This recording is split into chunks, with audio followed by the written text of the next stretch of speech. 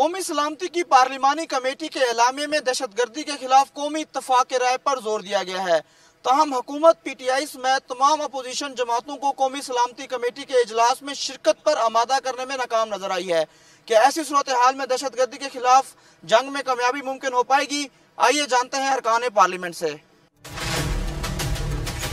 Speaker صاحب سے میرا یہ سوال ہے کہ آپ نے ممبرز کو جو کنسرنڈ ایریاز کے، چاہے وہ پی ٹی آئی سے ہو، جے یو آئی سے ہو یا کسی اور پارٹی سے ہو، ان کو آپ نے کیوں نہیں بلایا؟ پوری طور پہ ان کو انوائٹ کیا گیا ہے، پہلے انہوں نے حامی بھی بھری ہے اور بعد میں انہوں نے یہ فیصلہ کیا ہے۔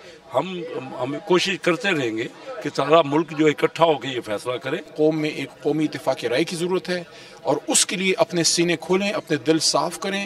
عمران خان صاحب کو یا تحریک انصاف کو اگر آپ انگیج کرنا چاہتے ہیں تو ان کو پہلے عزت دیں، رسپیکٹ دیں، خان صاحب سے آپ بات کریں، ان کو باہر لے کے آئیں۔ پی ٹی آئی نے جو شرکت نہیں کی، اس نے ایک میسج دے دیا ہے کہ ان کے جو کل کی میٹنگ کا محور تھا وہ بانی پی ٹی آئی تھا۔